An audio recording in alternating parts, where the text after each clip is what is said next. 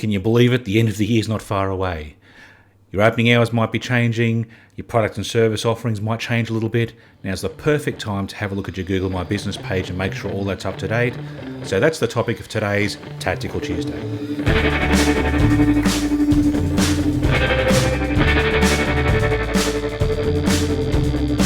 G'day, I'm Jason Foss. Search Engine Journal recently published an article with 8 tips to get your Google My Business profile all up to date in time for Chrissy and New Year.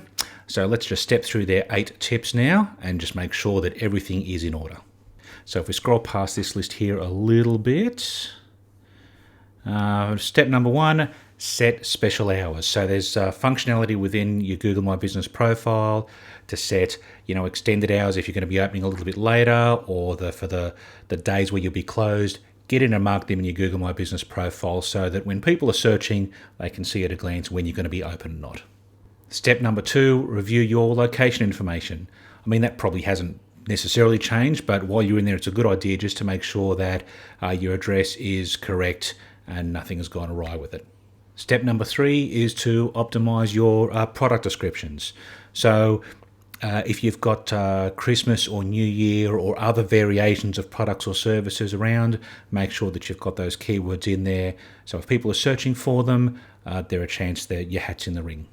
Number 4 is update your images, which is sort of something you probably should be doing all year round. It's another job that we should be doing all year round.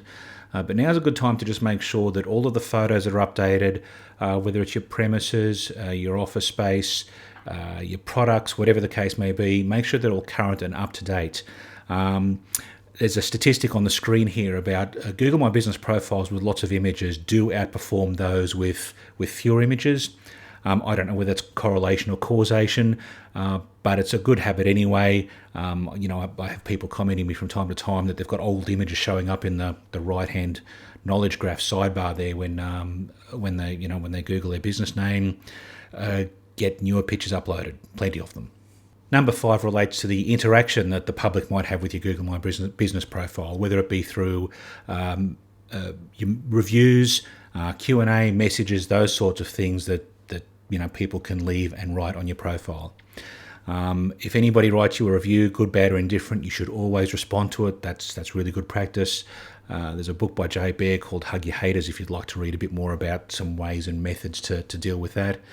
But there's some, at least in Australia anyway, some much more unused features or some less used features, being the Q&A and the messages. But it's probably a good idea to familiarise yourselves with those, especially if we come down here, especially mentioning the Q&A. If you can answer some questions in that section and possibly you can lighten the workload on phone inquiries or email inquiries if they can find the answer through Google before they have to contact you. It's probably not a bad idea. And that leads into point number 6 here in publishing your own holiday FAQ in terms of what's available in your opening and closing hours or any special conditions or anything that's going on.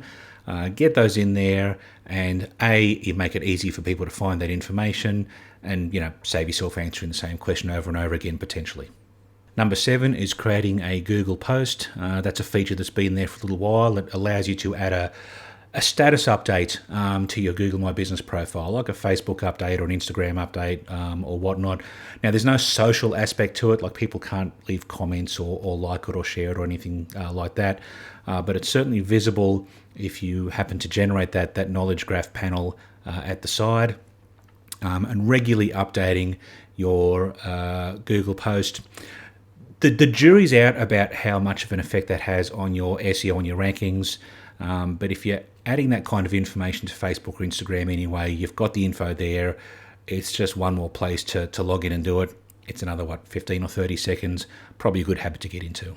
And the last one is to review your attributes. Now, these generally relate to ownership status, health and safety, accessibility, things of that nature.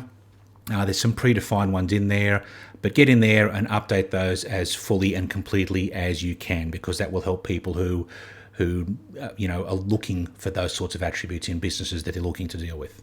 So that's Search Engine Journal's list. I'll leave a link to this article above or below this video or somewhere in the place, depending on where you happen to be watching it. set aside 10 to 15 minutes and get this all up to date in advance of the Christmas rush really starting to dig in. All right, there's a bit of homework for you. That's today's Tactical Tuesday. I'm Jason Foss, and I'll talk to you next time. Congratulations, you made it to the end of another video.